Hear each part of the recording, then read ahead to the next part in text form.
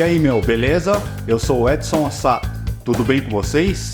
Espero que sim. Hoje, no primeiro episódio do No Ar Podcast, eu recebo Charles Torres, fotógrafo, produtor musical, diretor e desenvolvedor multimídia. No Ar, fotografias, sons, imagem, música, competência, sucesso pessoal e profissional. No Ar Podcast tem a finalidade e o objetivo de trazer histórias de vidas de pessoas com energias, vibrações e atitudes positivas, conhecimentos para transmitir para a sociedade e para o mundo. Charles, você é uma dessas pessoas. Obrigado. Muito obrigado por ter aceito meu convite. É uma honra e uma alegria muito grande poder bater um papo com você. Gratidão. Obrigado. Eu que agradeço pela oportunidade. A gente já se conhece há algum tempo e para mim é um grande prazer estar aqui com o grande Edson, inaugurando esse podcast maravilhoso. E, enfim, muito obrigado. Charles, primeiramente, conta para mim como é que surgiu o seu interesse, pela arte da fotografia. Então, Edson, eu sempre gostei de urbanidades.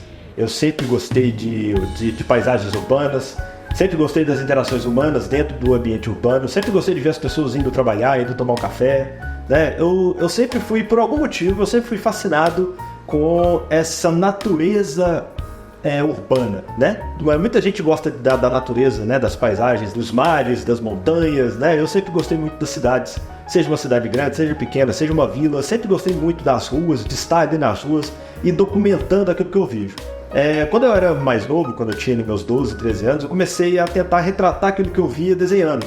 Eu gostava de desenhar, por exemplo, músicos tocando na rua. Sabe esses músicos que tocam na rua, tocam saxofone, tocam piano, violão na rua? Eu gostava de desenhar isso. Só que aquilo ainda não era exatamente o que eu queria. Eu queria algo um pouco mais realista que aquilo, mas não no sentido de um desenho. Eu queria expressar melhor aquilo de alguma forma. Okay. Foi aí que eu conheci minha esposa, aos 16 anos de idade. E eu conheci também o meu sogro, que é fotógrafo, e eu sempre vi ele ali interagindo com as câmeras fotográficas, ele saía para fotografar e tal, e eu comecei a olhar para aquilo ali com um carinho um pouco maior, e eu percebi que aquilo ali poderia ser uma forma de linguagem, uma forma de mostrar para o mundo o que eu via dentro do contexto urbano. Foi então que eu comecei a trabalhar ali com 17, 18 anos de idade, e com o meu primeiro salarinho na época era muito pouquinho, mas meu primeiro salário eu fui lá e usei metade do salário para comprar uma câmera. Foi a minha primeira câmera fotográfica e daí eu não parei mais, Comecei a retratar tudo, retratar as pessoas, retratar as cidades, O interesse pela fotografia em si, ele não surgiu previamente. Primeiro surgiu o interesse pelo assunto. Ok. E depois eu vi que a fotografia poderia ser uma coisa interessante para retratar aquele assunto. E depois eu, obviamente, me apaixonei pela fotografia em si, Tanto que eu não me limito à fotografia urbana, eu faço outros tipos de fotografia. Entendi. E sua vinda para o Japão, foi assim, uma oportunidade, uma chance, foi algo que você buscou? Conta para mim, assim, como foi a sua vinda aqui para o Japão? Certo. Então, uma pequena historinha antes dessa vinda para o Japão. Ok. Essa paixão pela fotografia, ela cresceu não só em mim, mas também na minha esposa, a Lígia, Porque ela teve a referência do pai dela, desde pequena, vendo o pai fotografar. Então nós dois começamos a gostar muito de fotografia, um influenciado pelo outro, aquela coisa toda, e aquela vontade crescia como tinha de ser, aquela necessidade, aquela coisa, o interesse pela fotografia. Foi então que, assim que a gente se casou, na verdade uns 2, 3 anos depois que a gente se casou, nós resolvemos montar uma escola de fotografia, que era um sonho antigo, é um sonho que a gente tinha desde os 16 anos de idade, e a gente montou essa escola de fotografia, a escola cresceu muito, e aí resolveu viajar, vamos viajar pelo mundo, E o primeiro país que a gente conheceu foi o Japão, Escolhemos o Japão, a gente já tinha uma afinidade pelo país já há algum tempo, e a gente gostava muito da comida, da cultura, aquela coisa toda. E então viemos ao Japão, conhecer o Japão. E aí nós nos apaixonamos pelo Japão, foi uma viagem inesquecível, isso foi em 2016. Foi além das expectativas. Muito além. Legal. A gente achou que ia encontrar um país, todo mundo fala, é um país bom, bonito, as pessoas são educadas, mas é um país, para nós, para além disso tudo, um país profundo, As relações humanas aqui, elas são muito diferentes. E nós nos apaixonamos perdidamente por tudo. E aí foi daí que surgiu esse interesse de vir morar no Japão. Nós ficamos, o que nós vamos fazer para vir morar no Japão, o que nós vamos fazer e tal. Nós voltamos ao Brasil, ficamos lá mais um tempo, decidimos vender a nossa empresa e procurar um emprego aqui, e foi o que aconteceu. Vendemos a empresa, procurei um emprego aqui, mandei alguns currículos, consegui o emprego e viemos. Que legal. Charles, assim, eu sou motociclista, né? Eu gosto muito de moto. E no meu caso, eu sinto que aqui é o paraíso para mim, porque as grandes marcas estão aqui, né? Apesar de eu gostar de moto estradeira, né? Os ícones são as norte-americanas, mas para mim as motos japonesas são os top do mundo, né? As mais resistentes também, né? Sim, durabilidade, preço, né? Custo-benefício, né? Sim. Você sente isso em relação a câmera, equipamento fotográfico, de áudio, de vídeo? Com certeza que eu sinto, porque ao contrário do mundo motociclístico, Sim. Né, que tem como, né, as maiores marcas elas são norte-americanas, no âmbito da fotografia não, as maiores marcas são as japonesas, né, cerca de 98, 99% do mercado mundial é japonês, né, marcas como Nikon, Canon, Olympus, Pentax, Panasonic, né, Lumix, né, tem, umas 15 grandes marcas japonesas, né, Sony, que dominam o mercado mundial. Então sim, aqui é o paraíso, né, da fotografia, porque aqui você encontra câmeras baratas, câmeras, né, boas, marcas boas e a preço muito bom, né, principalmente no mercado de usados, né, tem um mercado de usados fantástico. E tem várias lojas de usados para todos os lados, né, aqui perto de casa tem uma e, enfim, é mesmo muito bom. Ah, que legal. E Charles, me conta, foi um passado recente, né? Na época da pandemia, como isso afetou tua vida pessoal, profissional? Sim, na verdade isso afetou muito, né? Como você disse, é um passado recente, tem 4 anos, né, que começou. Sim. Afetou muito porque na altura eu trabalhava numa escola de fotografia aqui no Japão, né, uma escola de fotografia internacional, e a escola, infelizmente, ela acabou, em função da pandemia, ela acabou não conseguindo angariar novos alunos e acabou fechando. Né? E com isso, e as empresas também não estavam contratando na altura, né? Na época. Então isso afetou muito, porque, né, tem família, temos uma criança na época, tinha 3 anos de idade, e sem emprego não tem dinheiro, né? Sim. Então eu comecei a ver o mercado europeu, né, para buscar alternativas, e lá eles estavam, né, trabalhando mais normalmente. Mandei alguns currículos e consegui um emprego em Portugal, em Lisboa. Então tivemos que ir para Portugal, que foi algo que foi muito bom, foi uma experiência muito boa. Moramos lá durante 3 anos, mas nosso intuito nunca foi sair do Japão, né? Viemos para cá para ficar, mas tivemos que passar um tempo lá para ver, né, essa cena da pandemia, né, dar uma baixada e as coisas ficarem mais tranquilas.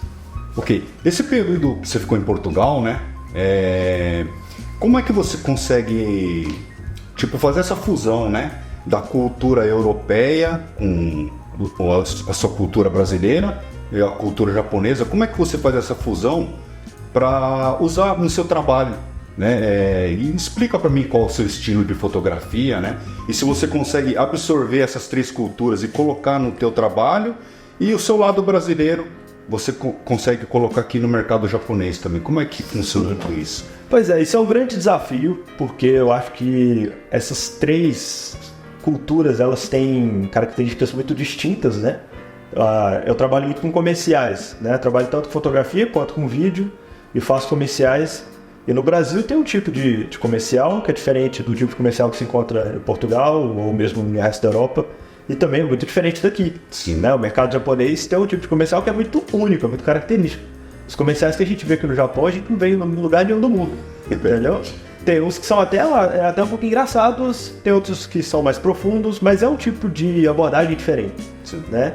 Eu acho que sim, foi muito benéfica essa interação que eu tive com diferentes mercados, né? Até porque hoje eu trabalho numa empresa onde fazemos comerciais que muitas vezes são vinculados ao mundo inteiro. Né? Recentemente trabalhamos no comercial da Bulgari mesmo, que foi vinculado no canal principal deles e que vai para o mundo inteiro. Ou seja, acaba que tem que ser um tipo de produto muito neutro. Não é um tipo de vídeo que vai agradar brasileiros, ou vai agradar europeus, ou vai agradar japoneses. Ele tem que agradar todo mundo, só que isso acaba sendo um pouco complicado, então ele tem que ser neutro. Né? Ele não pode ter nenhuma característica muito exacerbada, né? Tem que ser mesmo neutro ali. e que acaba sendo interessante, só que é um tipo de produto que a gente consegue quando a gente entende a mentalidade de cada mercado, né? No Brasil temos um tipo de comercial bastante ousado. Na Europa chega a ser um pouco conservador, né? Aqui não é conservador, mas tende a ter aquela coisa muito espalhafatosa na imagem, né? Muitas cores, né? Tem um excesso visual ali. Então é mesmo a união dessas três coisas para criar um único produto quando é vinculado no mundo inteiro. Agora, claro, muitas vezes a gente faz comerciais para o público local. Então sim, temos que ter um engajamento com aquele público, temos que entender, né, essas pequenas nuances que definem, né, o mercado, que definem a mentalidade daquele público, né? E eu acho que basicamente é isso. Ok. Bom, Charles, uma coisa importante, né, para quem está assistindo a gente, né, principalmente quem está no Brasil, você não é descendente de japoneses, né? Nem sua esposa também não é. Não somos. Tá, e explica para mim assim, como é que funciona o teu visto, como você obteve ele, os trâmites, se é difícil ou não, né? Certo. É uma coisa bem interessante pro pessoal. O público com certeza, porque é um desejo de muitos, né? Sim. Muitas pessoas têm interesse em vir para o Japão, mas quando vão pesquisar ali na internet como se faz para viver no Japão, aí aparece a primeira barreira. Sendo descendente é mais fácil, né? Os descendentes, eles têm um tipo de visto especial que garante para eles vir trabalhar no Japão sem antes ter que ter tido uma carreira naquela área, né? Okay. No caso dos não descendentes, nós temos que comprovar para o governo japonês que, primeiro, nós temos uma empresa que está querendo nos contratar, né? Não tem como vir para cá sem antes ter uma empresa que tem interesse em você, a não ser que você venha como estudante, né? Só que aí você tem que ir atrás de uma bolsa, a bolsa do MEXT, aquela coisa toda. Se você quer vir para trabalhar no Japão, você tem que ter tido uma experiência antes naquela área, entendeu? E essa experiência, ela varia muito. Eles podem te pedir de 3 anos a 10 anos de experiência, entendeu? Então a primeira coisa que você tem que fazer é ter essa experiência, né? Tá. Então eu sugiro aí para os jovens aí com 20, 22 anos de idade que queiram vir para o Japão, primeiro construir uma carreira no local onde ele está agora, né? Ter experiência naquela área. Depois ali de 3, 4, 5 anos de experiência, eu começar a mandar os currículos aqui para o Japão. Tem muitas empresas que contratam estrangeiros, porque eles gostam da nossa perspectiva, gostam da nossa abordagem, gostam da experiência diferente, porque acaba que nós viemos de fora com uma vivência diferente do que o povo japonês, que já está aqui e já conhece o japonês. Sim. Entendeu? Essa fusão de culturas é muito interessante na visão do japonês. Então, primeiro, conseguir um emprego, né? Se falar japonês, melhor ainda, porque tem muitas empresas aqui que contratam estrangeiros que falam japonês. No meu caso, eu vim sem o japonês, eu falo muito pouco, né? Estou estudando ainda, mas ainda não sei conversar em japonês, então eu procurei empresas que falam inglês, né? Existem várias empresas aqui que trabalham internamente em inglês, justamente para possibilitar essa fusão de pessoas, né? Esse engajamento de pessoas de vários lugares. Então, essa é outra dica que eu dou, né? Se quer vir morar no Japão, tem que ter pelo menos o inglês ou, de preferência, o japonês, porque aí você vai ter uma amplitude de mercado muito maior, né? Enquanto para quem fala inglês, né, na área de fotografia e vídeo, eu vou ter aí, sei lá, umas 100 empresas que falam inglês. Para quem fala japonês, vai ter 20 mil empresas que falam japonês. Sim. Entendeu? Então tem um mercado muito maior. E então, Charles, qual o conselho, né, que você dá para as pessoas que estão interessadas em trabalhar e viver aqui no Japão, né? Que orientação você daria para essas pessoas? Eu acho que a principal orientação, Edson, é justamente isso. Eu acho que é pensar no futuro, né? Porque quando nós projetamos algo, principalmente nós brasileiros, nós somos muito ansiosos, a gente quer que a coisa aconteça para amanhã. Sim, né? Curto prazo. A curto prazo. E é importante pensar mesmo a longo prazo, entendeu? Colocar metas ao longo de um determinado conjunto de anos, né? Daqui a 3 anos, daqui a 4 anos, daqui a 5 anos, e ter paciência, porque as coisas acontecem. Entendeu? Quando eu comecei a mandar currículo mesmo, muitas vezes a resposta não vinha no dia seguinte, ou não vinha na semana seguinte, entendeu? É questão mesmo de ter paciência que as coisas vão acontecer. Eu acho que o mais importante é plantar sementinhas agora para colher no futuro. Se o seu sonho, né, é vir para o Japão um dia, né, é pensar, eu vou planejar a minha vida para daqui a 5 anos estar no Japão e construir essa base para isso acontecer um dia. Né? Essa base tem que ter a ver com o idioma e tem que ter a ver também com experiência na carreira. Charles, como você já morou na Europa, né, e agora no Japão, Você já sofreu algum tipo de preconceito? Então, Edson, aqui no Japão eu nunca sofri preconceito.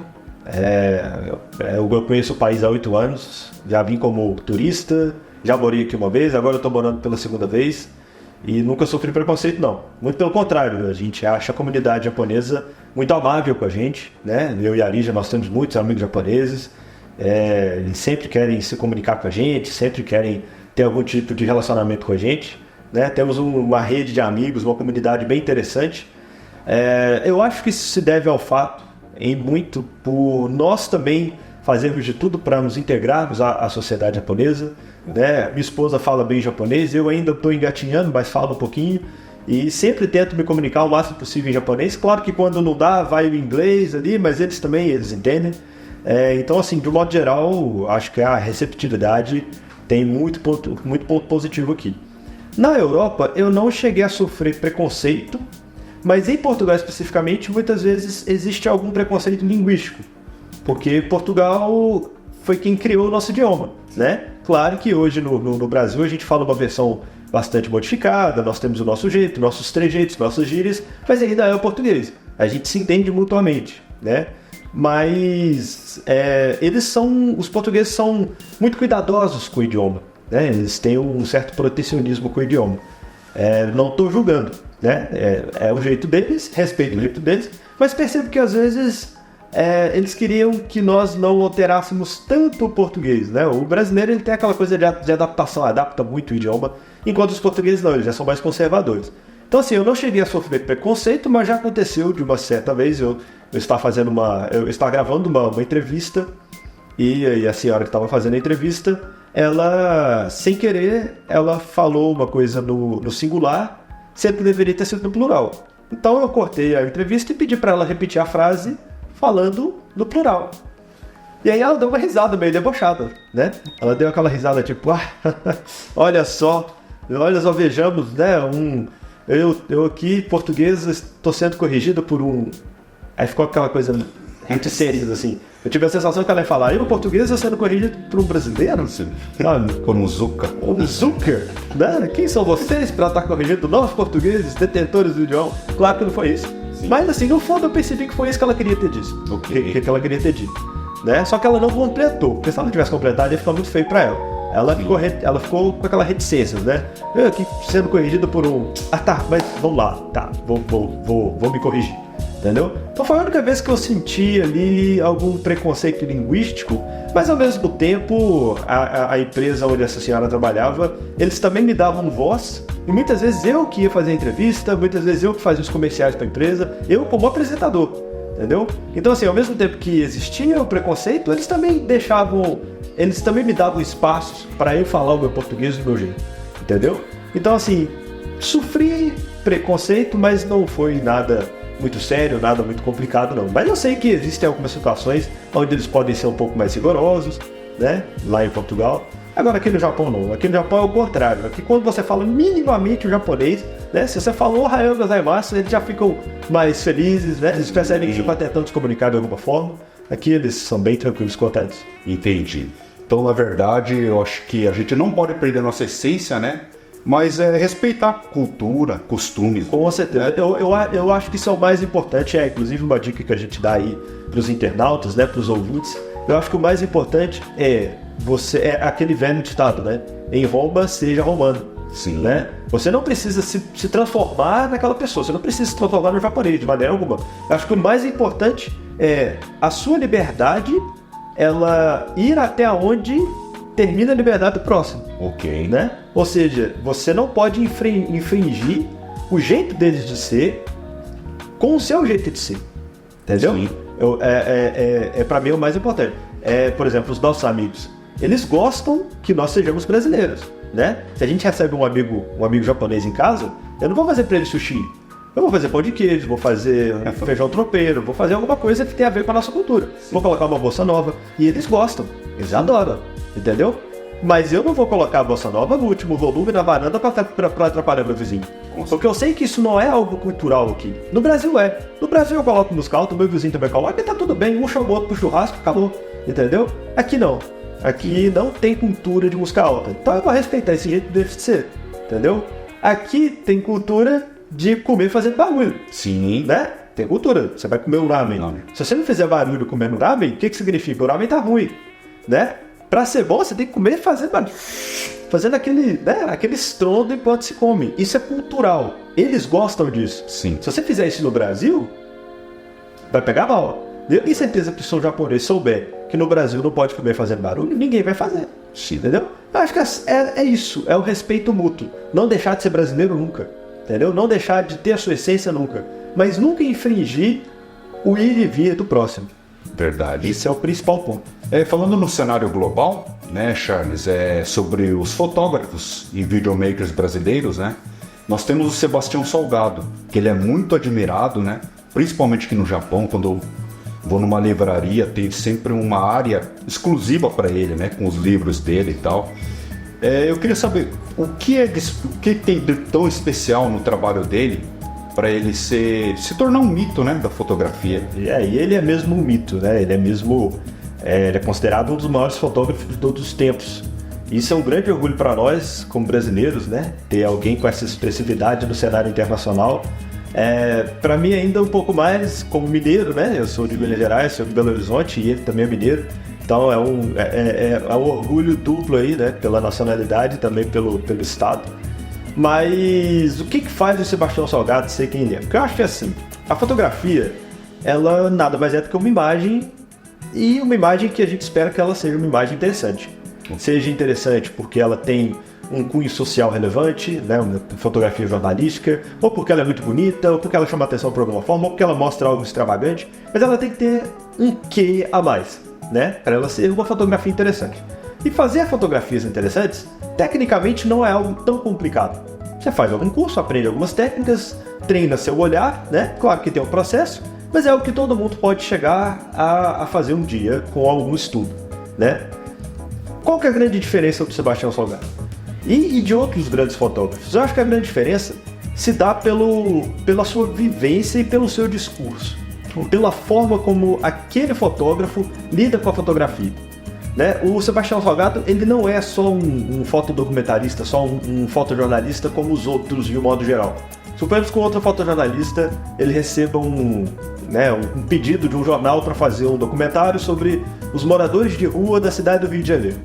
Aí o sujeito é de São Paulo. Aí o sujeito pega um avião, chega no Rio de Janeiro, fica no hotel, toma um banho, uma ducha, tal, um jantar bacana. No dia seguinte tem um café da manhã legal, não sei o que, ele pega seus equipamentos, vai pra rua trabalhar, sempre com uma telescópica, né? Telescópica são aquelas lentes grandes para fotografar passarinho, para fotografar de longe. Ali ele fica ali fotografando os moradores de rua de longe, né? Documentando o dia a dia deles. Aí deu fome, vão almoçar, almoçam, né? Bate um rango legal, né? E aí depois volta, tira mais algumas fotos, depois volta pro hotel, no conforto de sua casa, faz isso mais uns 3 dias, depois volta para São Paulo. Isso é o que a maioria faz. Certo? Claro que aqui eu estou potencializando um pouco a coisa, tem fotógrafo que não vai ficar no hotel, enfim, sim. Mas são fotógrafos, são pessoas, de um modo geral, não estou falando de todos, mas de um modo geral é assim que eles lidam. Eles não têm imersão no ambiente onde eles estão fotografando. Ok, certo? O Sebastião Salgado, ele faz uma imersão completa antes de sacar a câmera. Ou seja, para começar, ele não ficaria no hotel. Ele ia chegar no Rio de Janeiro e ele ia tentar viver como um morador de rua. Entendeu? Ia tentar viver como morador de rua, ele ia tentar comer como morador de rua, ele ia se integrar aos moradores de rua, ia ficar 2, 3, 4 semanas fazendo isso antes de sacar a câmera. Entendeu? Ou seja, ele cria muito mais vivência e muito mais abordagem para falar sobre aquele tema do que simplesmente ficar fotografando com uma lente longa. Entendeu? Ele fotografa com lentes curtas, sempre muito próximo da pessoa que ele está fotografando. Entendeu? Isso, além de criar uma fotografia muito verdadeira, isso faz também com que o sujeito fotografado não se sinta intimidado com a câmera dele. Entendeu? Certo. Porque se eu pego uma câmera... Cria um vínculo, né? Porque se eu pego uma câmera, isso aqui tem uma lente curta, mas mesmo com uma lente curta, de repente eu aponto para fotografar, de um modo geral as pessoas se sentem acuadas. Sim. Se for uma lente longa, mais ainda. Entendeu? Agora, se a gente tem uma certa intimidade, a gente está conversando há 2 semanas, 3 semanas, dormindo junto, bebendo junto, comendo junto, fazendo as mesmas coisas juntos, quando eu vou sacar uma câmera e tirar uma foto sua, você vai se sentir mais confortável com a minha presença. Ok. Entendeu? Então, essa é uma das grandes diferenças do Sebastião Salgado, né? Ele faz expedições longas. Ele fica 3 meses, 6 meses, 9 meses fazendo expedições. E ele mostrou para o mundo muitas coisas que nós não tínhamos acesso, né? Ele mostrou guerras, ele mostrou situações de fome, de desastre social, entendeu? E ele é um grande humanista, né? Eu e a minha esposa, nós tivemos o grande prazer de conhecê-lo pessoalmente, de entrevistá-lo pessoalmente, tiramos umas fotos dele. E ele é um sujeito de grande coração.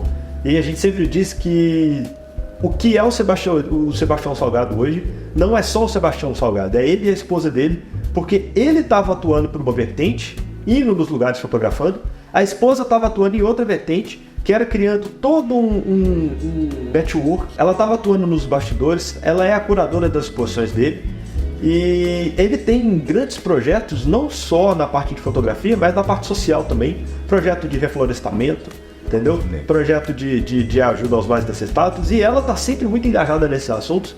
Então, assim, a gente sempre fala que o Sebastião Salgado, esse nome Sebastião Salgado se deve ao fotógrafo e à Nédia Wenig Salgado, que é a esposa dele, né? Que são duas figuras, nós tivemos a oportunidade de conversar com ela também. Poxa, que e são duas figuras fantásticas, duas pessoas maravilhosas. Inclusive o Sebastião Salgado, ele aposentou recentemente, né? Ele aposentou do trabalho fotográfico dele, né? Porque também já tem mais de 80 anos, né? E, querendo ou não, o corpo já começa a apresentar sinais de cansaço, apesar de ele ser ainda um homem muito forte, muito vigoroso, mas já começa a ficar ali um pouco mais cansado, né? Mas ele não aposentou das atividades sociais, nem das exposições, né? Você vai na página dele, ele está sempre ali fazendo exposições, roda o mundo inteiro com as exposições dele. Mas...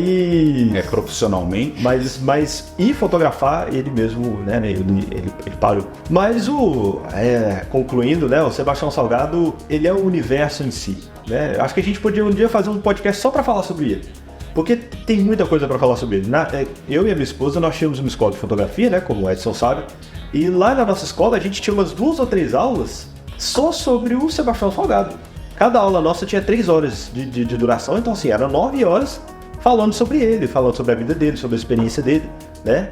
E justamente por isso, porque assim, além de toda a bagagem fotográfica que ele tem essa bagagem humana que dá muito mais embasamento pro fotógrafo, dá muito mais contexto pro fotógrafo que ele se tornou. E principalmente, uma coisa que é interessante ser abordada também, que a gente pode falar sobre isso depois, tem muitos artistas, muitos fotógrafos que criticam o Sebastião Salgado pelo fato dele fazer o nome dele, ter feito o nome dele através de temas sociais complicados, né? Então, na arte é muito comum se ouvir as pessoas falando assim, é a estética da pobreza, né? Ou seja, ele vai lá, fotografa uma meia dúzia de pobres e ganha dinheiro com isso, o que pode ser um pouco contraditório. Só que também se não há um Sebastião Salgado para nos mostrar a realidade, as coisas que acontecem, sim, como que nós vamos ficar sabendo? Ele precisa de ter o subsídio dele também, ele não vai trabalhar de graça, entendeu? E ele trabalharia, eu tenho certeza que ele não teria nenhum problema com isso, né? Mas assim, é um grande homem, é um grande fotógrafo, né? E eu acho que eu fico muito honrado de ver aqui nas livrarias japonesas, né, sessões inteiras sobre o Sebastião Salgado. E também é um sujeito que muita gente conhece, né? Às vezes a gente conversando com amigos japoneses, eles conhecem o Sebastião Salgado, né? E muitas vezes conhecem até mais que nós, mais que a maioria dos brasileiros, né? Então assim, é uma grande referência e um grande brasileiro ao qual a gente tem que se orgulhar aqui no Japão, em qualquer lugar. Que legal. Por curiosidade, você também usa filme nos seus trabalhos, Charles? Fotografia com filme? Sim. Película? Uso sim, né? Tenho algumas câmeras, né? Minha esposa também gosta muito, ela fotografa muito com câmera de filme, né? Inclusive aqui tem uma, essa aqui ela é baratinha, simplesinha, mas é uma câmera muito boa, uma câmera de filme também. E sim, eu gosto muito do filme pela textura dele, ele tem uma textura diferente, ele tem cores diferentes, né? E ele também, ele nos proporciona uma coisa que a fotografia digital não proporciona, que é a antecipação, né? Na fotografia digital a gente dispara o tempo todo, né? Sim. Enquanto o filme, cada clique que você dá, você está gastando um dinheirinho, né? Porque tem o preço que se paga pelo filme, o preço que se paga pela revelação, sim, né? E pela digitalização também, se você quiser ver as fotografias no computador ou no celular, você tem que digitalizar o filme. Então, cada clique seu custa dinheiro, né? Então você antecipa mais, você se preocupa mais com cada clique, né? Não sai disparando aleatoriamente, entendeu? Então com isso você acaba fazendo melhores fotografias num conjunto de 36 poses, né? Porque o filme costuma ter ali 36 poses, né? Tem uns de 24, uns de 12, Mas hoje em dia, a maior parte dos filmes que se vende é o de 36 poses, né? Ou seja, 36 fotos. Você fez 36 fotos, tem que rebobinar o filme e revelar. Num conjunto de 36 fotos, eu posso dizer que a gente consegue aí 20, 25, 15, 20, 25 fotos muito boas. Entendeu? Agora, na fotografia digital não, no conjunto de 200 fotos, talvez você consiga ali tirar umas 15 ou 20 boas. Né? Então você aproveita mais fotografia do âmbito analógico, né? Mas não só isso, tem também a textura dos filmes, que é muito, né? Uma textura diferente, as cores são diferentes, é um jeito diferente de fotografar, é como na música, né? A gente gosta tem muita gente que gosta dos filmes, dos discos de vinil. Sim. Né? Lá no Brasil é chamado de bolacha também, né? Sim. As bolachas de vinil. Né? E é diferente, você coloca a bolacha ali, tem uma textura, o som tem um chiado, e até aquele chiado ali dá um charme, né? Com certeza. Então eu acho que é muito isso, né? Nós fotógrafos gostamos muito de fotografar com filme por conta desses detalhes que na fotografia digital se perdeu. Então, Charles, em todas as áreas, né, tem o profissional e o equipamento, ele ajuda muito o profissional, né? Mas nesse caso, então cai por terra esse termo profissional, equipamento semi-profissional. Cara, você tem a dizer sobre isso? Cai por terra, completamente. Cai por terra porque o equipamento semi-profissional foi uma criação do mercado. Esse termo foi uma criação do mercado. O quê? Né? Criou-se esse mercado para fazer com que as pessoas comprem câmeras mais simples e se sintam próximas de um profissional. Okay. Só que eu costumo dizer que isso é uma grande bobagem, porque não existe um semi-profissional. Existe o profissional e o não profissional. Certo. O profissional é aquele que trabalha com o negócio. O fotógrafo profissional, ele trabalha com fotografia, entendeu? Ele ganha dinheiro com fotografia. Ele nem precisa ser muito bom, mas ele ganha dinheiro com fotografia, ele cunha o termo profissional. Ok. Entendeu? Sim.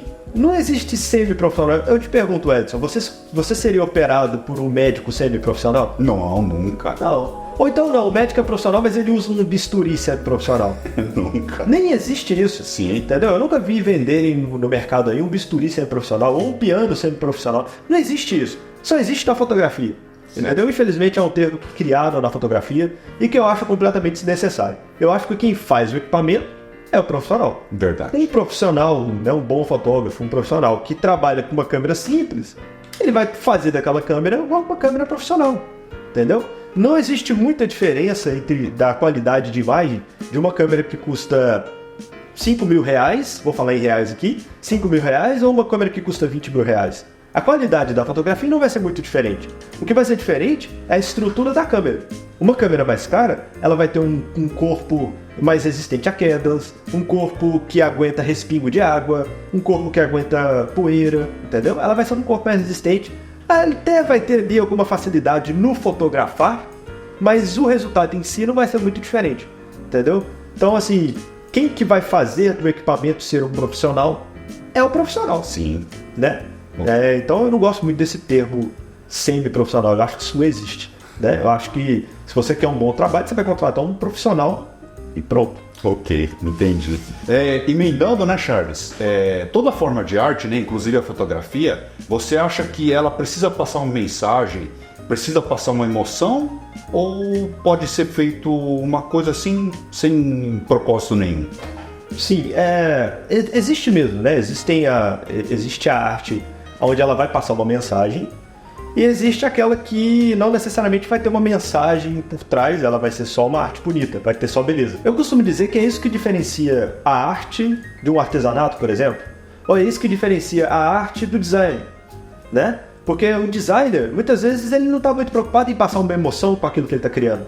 Ele está preocupado em atingir um objetivo que tem a ver com o impacto visual. Né? Okay. Não que o design não possa vir a ser arte. Sim. Eu conheço muitas peças de arte que elas eu conheço muitas peças de design que são consideradas peças de arte. Entendeu? Porque elas vão muito além de um design bonitinho. Entendeu? E da mesma forma o artesanato. Existem muitos artesãos que eles passam muita emoção com aquele trabalho dele, que aquilo ali acaba flertando com o universo artístico. Mas eu acho que para ser chamado de arte mesmo, isso assim, é uma visão pessoal, tá? Não é a verdade a vida. Eu acho que cada um tem a sua perspectiva sobre as coisas, mas eu considero como arte aquilo que não apenas tem uma imagem bonita, eu acho que a imagem é uma forma de atrair a atenção, mas que também tem um impacto que seja um impacto social, um impacto pessoal, um impacto coletivo, um impacto... Enfim, tem que dizer algo a mais do que um design bonitinho. Porque é o que eu falei no início, fazer uma boa fotografia Você aprende a manusear a câmera, aprende alguns aspectos com relação à composição e enquadramento, sobe em cima de uma montanha em algum lugar, num horário interessante, faz uma foto legal, entendeu? Agora, o que você quer dizer com aquilo? Né? O que você quer dizer com aquilo pode vir através de um texto, por exemplo. Né? Às vezes é uma paisagem bonita, mas tem um texto que fala sobre a sua relação com aquela paisagem. Isso aí já eleva o seu produto, entendeu? Não é simplesmente uma fotografia aleatória, entendeu? Eu acho que para ser cunhado de arte é necessário ter algo a mais. Que seja um título instigante, um título que a pessoa vai ler o título, vai ver aquela foto e vai falar, nossa, sabe? Eu acho que despertar essa emoção é o que transforma o design em uma obra de arte. Com o surgimento das novas tecnologias, né, Charles? Vamos falar da inteligência artificial. Como ela impacta, né, influencia no seu trabalho. Você pode usar isso beneficamente, né, para o seu trabalho, mas, por outro lado, você acha que isso pode fazer com que um trabalho de fotógrafos e videomakers possam desaparecer? Edson, eu tendo sempre a ser muito positivista com as coisas, sabe? Eu tento não ir pro lado negativo, assim. Okay. Eu tenho plena consciência de que, sim, a inteligência artificial pode tirar emprego da maioria dos fotógrafos e videomakers no futuro, mas eu também tenho a consciência de que a gente pode se adaptar. Inclusive, a inteligência artificial ela já me auxilia muito no meu trabalho, tanto na parte de fotografia quanto na parte de vídeo, e muito também na parte de criação de conteúdo, porque muitas vezes eu trabalho muito com a criação de scripts, de roteiros, né, para as produções que a gente faz, e muitas vezes eu peço a inteligência artificial para dar uma verificada, para ver se está tudo bem, se faltou alguma coisa, e muitas vezes ela aponta coisas muito relevantes, né, olha, faltou um desfecho, não sei o quê, então essa parte do texto está incoerente, entendeu? Coisa que antes às vezes era muito mais trabalhoso. Claro, isso eventualmente pode sim tirar emprego de outras pessoas, mas é o que eu falei, eu acho que a gente tem que se adaptar. Existem muitas profissões do passado que já não existem mais. Sim, verdade. Né? E na verdade não é que a tecnologia tirou o emprego deles. Muitas vezes eles tiveram que se readaptar. Né? Por exemplo, antigamente era fácil revelar filme em qualquer esquina. Drogaria, farmácia revelava, até padaria revelava filme. Né? Existiam vários lugares que revelavam filme. Né? Dentro desses lugares existia a profissão do laboratorista, que era o sujeito que pegava os filmes, abria, revelava, passava os químicos lá. Hoje em dia não existe mais. Né? Claro, existem ainda uma meia dúzia de laboratoristas que trabalham em laboratórios de revelação, mas na maioria das cidades do Ocidente, principalmente, acabou. Né? Tem cidade que tem um laboratório de revelação, tem cidade que não tem nenhum, entendeu? Em Belo Horizonte, onde a gente morava mesmo há 8, 9 anos atrás, isso já era muito pequeno, tinha lá os 3 ou 4 laboratórios que revelavam, né? Hoje eu não sei como é que tá, mas eu sei que tem muitos lugares que simplesmente não existem. Aqui no Japão ainda se manteve um pouco, porque aqui as pessoas gostam muito ainda de fotografia analógica, mas não é como antigamente. Eu acho que antigamente até em Combine se revelava filme e hoje em dia não revela mais, né? Não sei, mas não sei se antigamente revelava. Mas assim, antigamente né, existiam muitos laboratoristas e assim, não tem nenhum laboratorista chorando na esquina dizendo que a profissão dele acabou por causa da fotografia analógica, da fotografia digital. Né? Acho que as coisas elas vão se renovando, vão se reinventando. O importante é a gente se adaptar. Verdade. Né?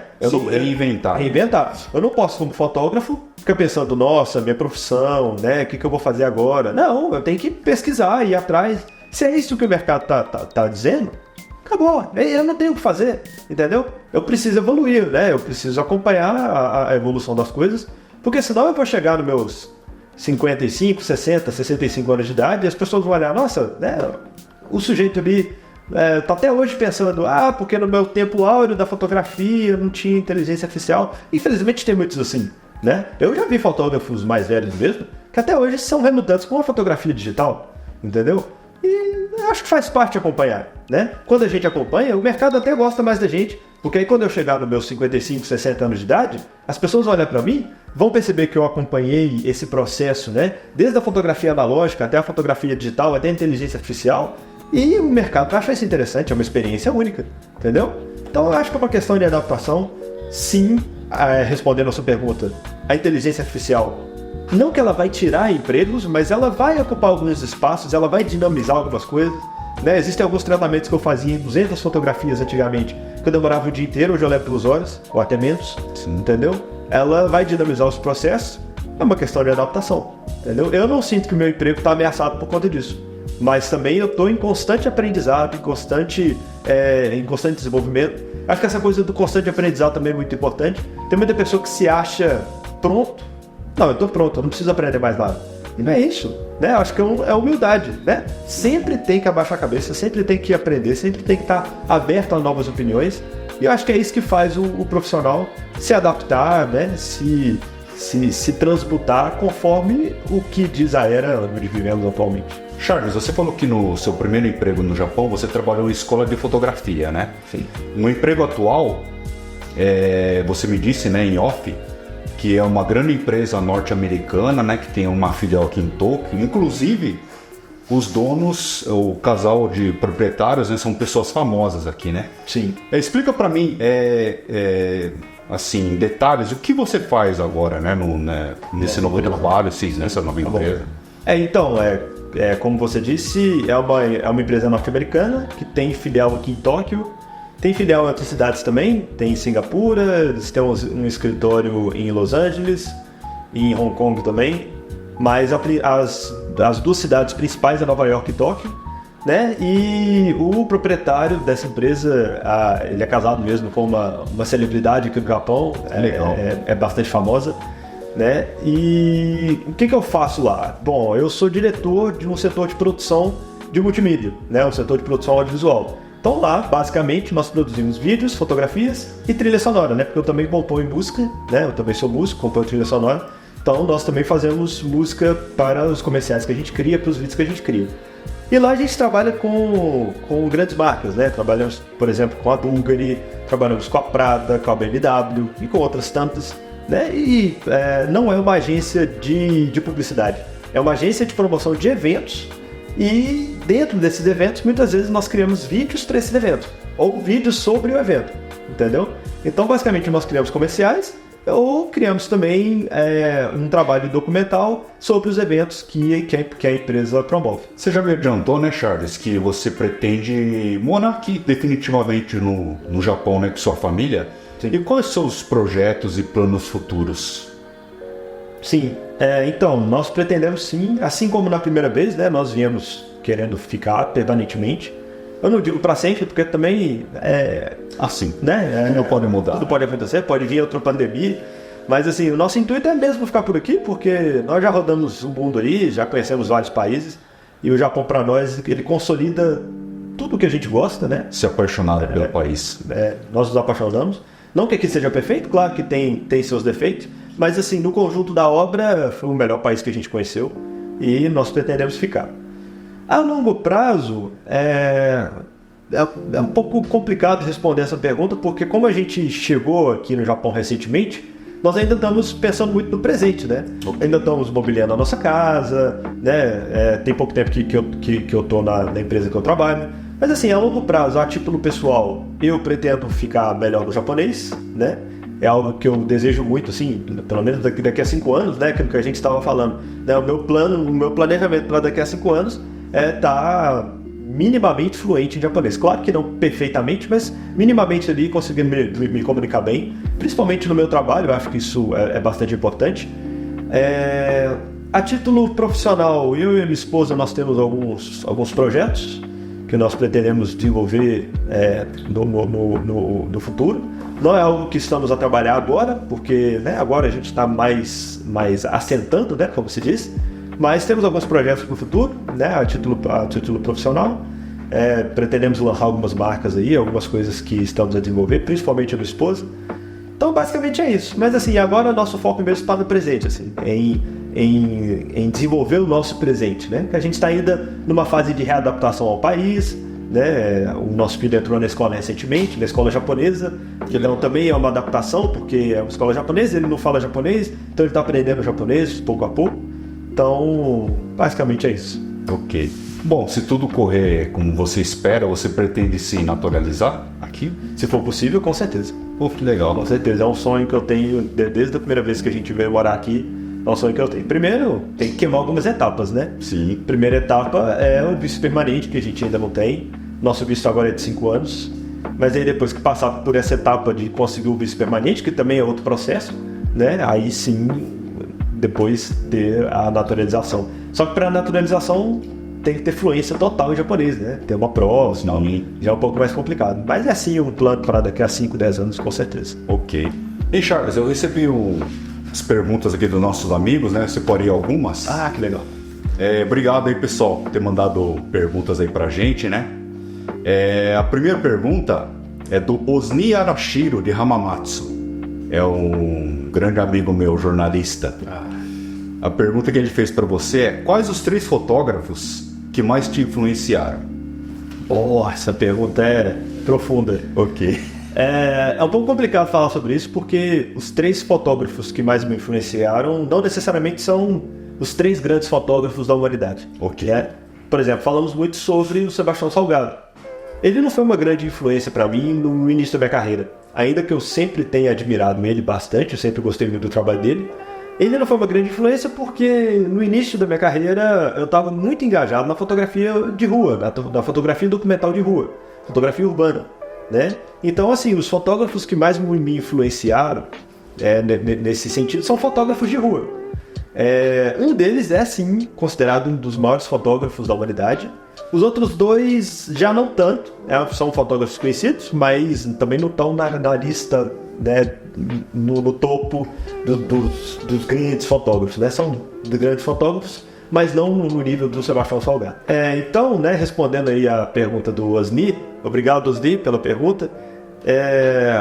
O meu grande fotógrafo, assim, fotógrafo que eu tenho como mestre, ele é até um pouco clichê falar sobre ele, porque muita gente gosta dele, ele é uma grande referência na fotografia, mas é o Henri Cartier-Bresson, um fotógrafo francês. Ele é uma grande referência para mim e também para outros fotógrafos, porque ele é considerado um dos primeiros fotógrafos a tirar a câmera fotográfica do estúdio, né? Porque há muitos anos atrás, 100 anos atrás, 150 anos atrás, a fotografia ela era muito uma coisa de estúdio. As pessoas iam até um estúdio para fazer seu próprio retrato, né? A câmera fotográfica era uma coisa pesada, uma coisa grande, difícil de carregar.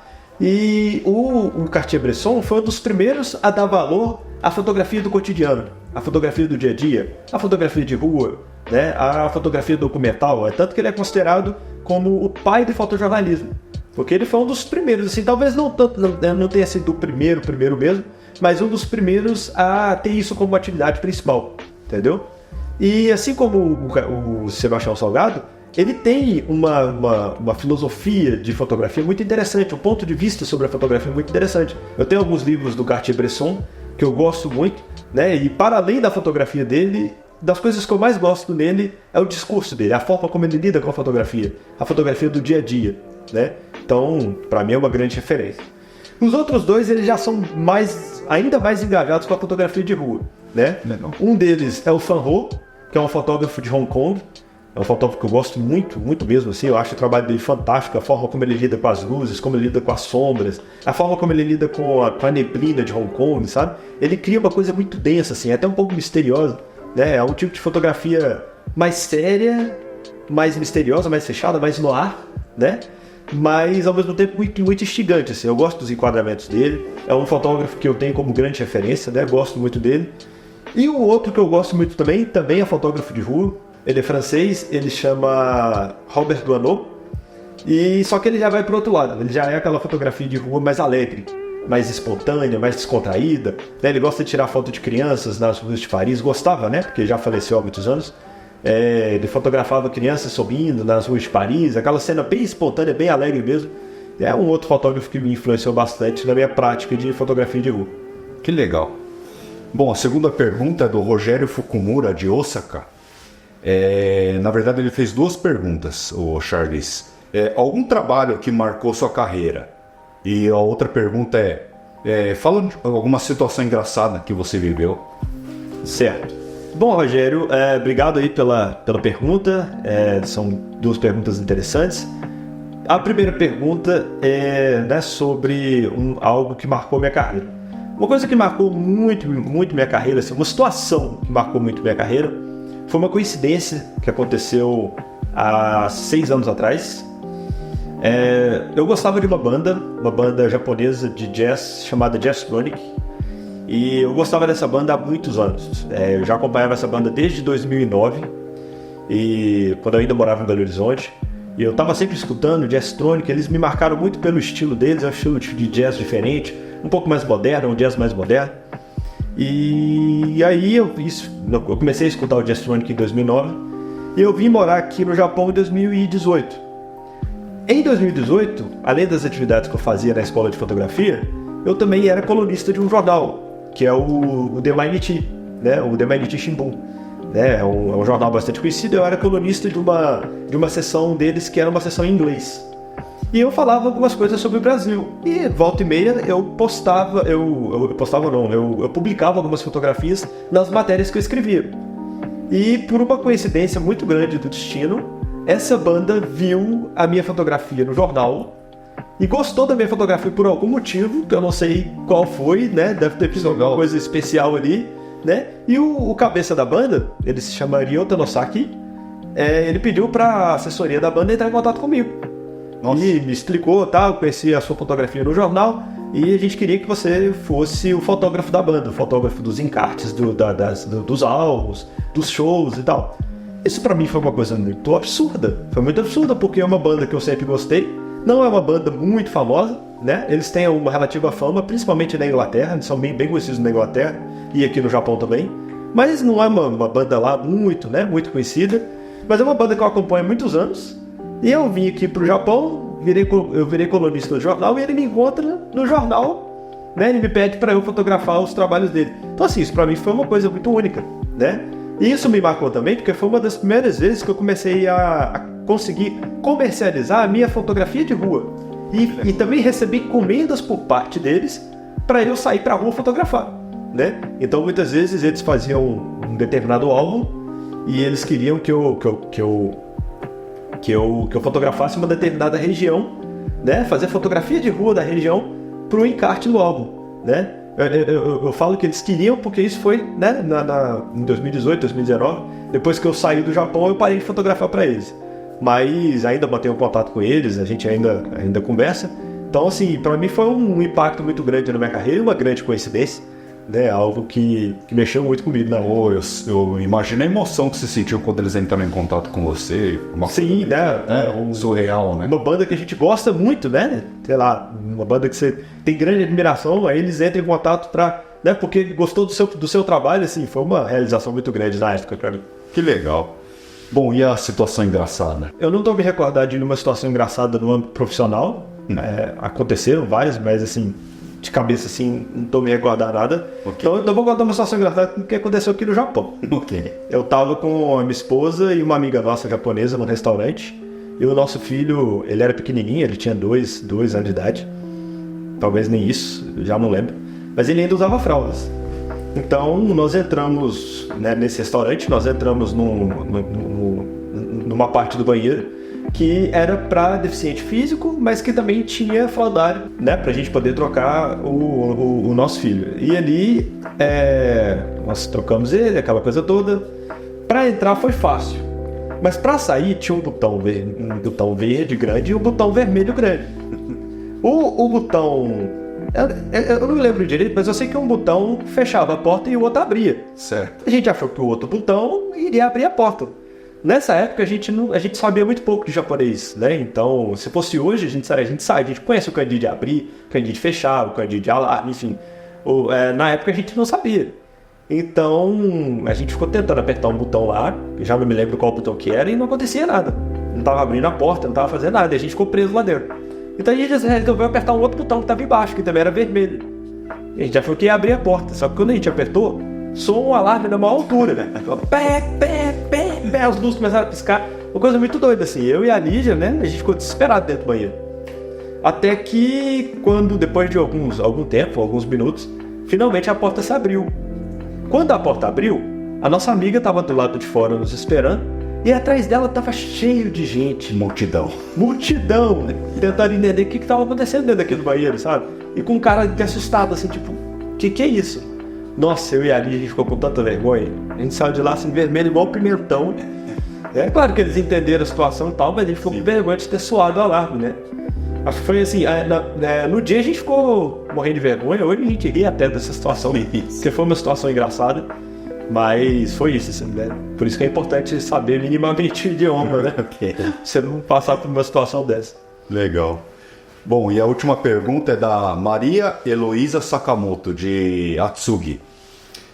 Charles, depois de morar em um país tão diferente do Brasil, no caso o Japão, você adotou um hábito tipicamente japonês que pretende manter, mesmo se voltar para o Brasil?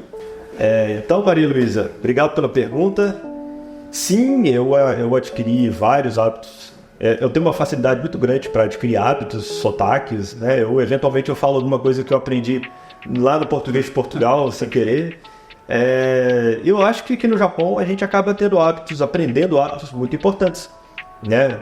Um hábito, por exemplo, que eu acho que todo mundo que vem morar aqui acaba pegando, é esse de tirar o sapato para poder entrar em casa, né? Depois que a gente cria esse hábito, é impossível voltar, é muito estranho, né? Você entrar de sapato dentro de casa, o sapato que você andou na rua, pisou no lixo, pisou no cocô do cachorro, pisou no vômito de alguém, que às vezes, eventualmente... Verdade. E aí você chega com o sapato, entra dentro de casa com o sapato, você tem criança, aí a criança vai e põe a mão no chão, querendo ou não, tá tendo contato com toda aquela sujeira. Verdade. Então a gente acaba criando esse hábito, mesmo que eu saí, né? Quando a gente foi morar em Portugal mesmo, lá a gente sempre tirava os sapatos para poder entrar dentro de casa. Tem alguns outros hábitos menores, hábitos alimentares, né? Tem muita coisa que a gente gosta de comer, que tem muito a ver com o dia a dia do japonês, né? Eu e minha esposa mesmo, e meu filho, a gente adora onigiri. É algo que quando a gente foi para Portugal, lá não tinha onigiri. Sentiram falta. Sentimos falta, minha esposa teve que aprender a fazer o onigiri, né? E a gente acha muito bom porque o onigiri dela é melhor do que o onigiri daqui no Japão. Então, esses pequenos hábitos, né? E outros hábitos, por exemplo, o japonês adora a sacolinha, né? Eles estão sempre carregando sacolinha, sacola, saco pra tudo, assim. Você nunca vê um japonês liso, livre de tudo, né? Ele tá sempre cheio de coisas, assim. E acaba sendo bastante prático, né? Aqui no Japão não tem lixeira nas ruas. Nós temos que levar o lixo pra casa pra poder nós mesmos fazer a nossa reciclagem. Sim. Então, precisamos de sacolinhas pra isso, né? Vamos pra rua, produzimos lixo, trazemos o lixo de volta pra casa. Então a gente acaba criando esses pequenos hábitos, né?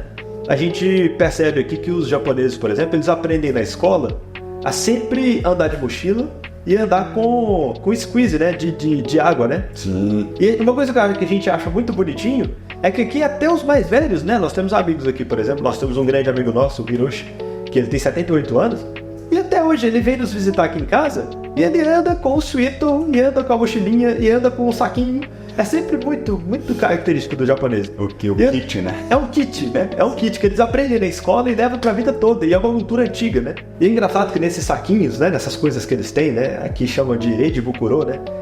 Tem de tudo ali. Tem de tudo. Tem fruta, tem lencinho pra não sei o que.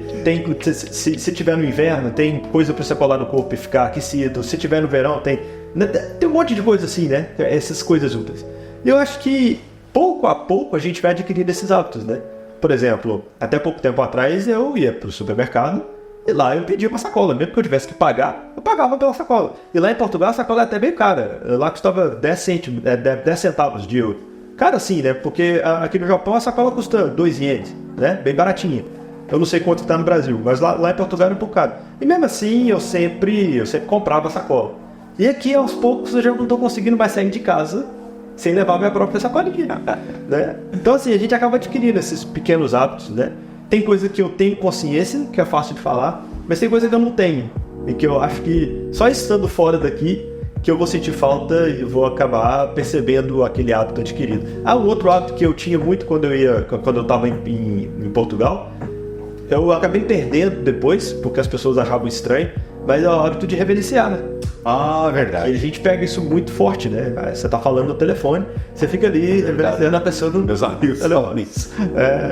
E aí, um carro te dá passagem na passarela, você reverencia. Aí você vai cumprimentar uma pessoa, você reverencia. Você vai agradecer, você reverencia. Isso aqui é super comum. Quando eu tentei fazer isso lá em Portugal, eu percebi que as pessoas achavam estranho, assim, né? Porque você tá ali, obrigado, né? Isso aqui. Olá, tudo bem, bom dia. Isso não se faz lá. Então, esses pequenos hábitos, né? É impossível a gente deixar o Japão e não levar isso conosco para onde a gente for. Que legal. Bom, Charles, para finalizar, né? O intuito do podcast é fazer as pessoas se emocionarem, né? E se motivarem, né? Servir como motivação, né? Um relato de vida que você deixou pra gente agora. Bom, deixa uma mensagem aí pra quem ouviu a gente até agora, né? Pra quem tá acompanhando, né, a nossa conversa. Deixa uma mensagem aí, por favor.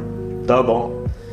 Bom, eu acho que a mensagem que eu tenho para deixar aqui para os seus internautas, né, para todos os ouvintes, é uma coisa muito clichê, todo mundo fala isso, mas é muito profunda, que eu acho que é essa coisa de nunca desistir dos sonhos. Né? Porque quem vê de fora assim, olha, né, para mim, o Charles trabalha numa multinacional e, né, tem uma vida boa no Japão e, né, tem grandes parceiros de trabalho, essa coisa toda. Mas por trás existe o Charles e a Lígia, né?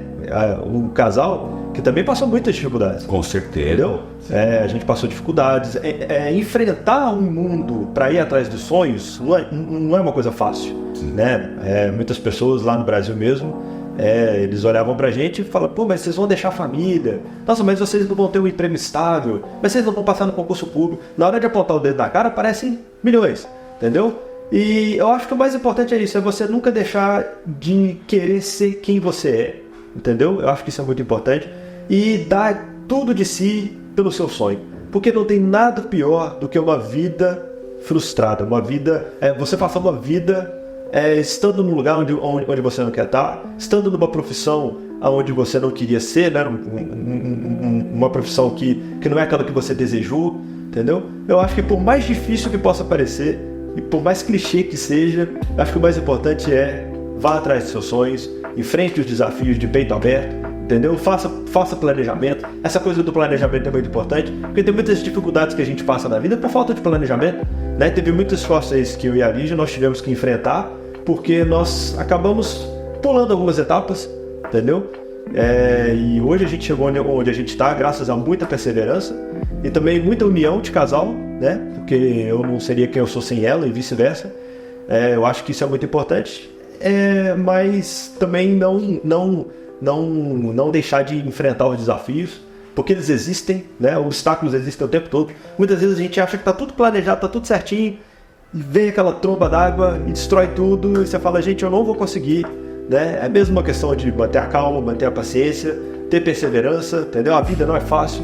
Eu e a Lígia, nós não tivemos apoio de nada, de ninguém, suporte de nada, né? Muita gente pensa aí: eles tiveram uma escola de fotografia, provavelmente nasceram em berço de ouro, que nada, família pobre, entendeu? Não tivemos quem nos ajudar financeiramente, mas sempre tivemos um ao outro como apoio e sempre muita perseverança, entendeu? Foi aí que a gente conseguiu chegar onde a gente está.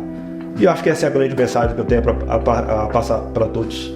É clichê, mas é o principal: nunca desista dos seus sonhos.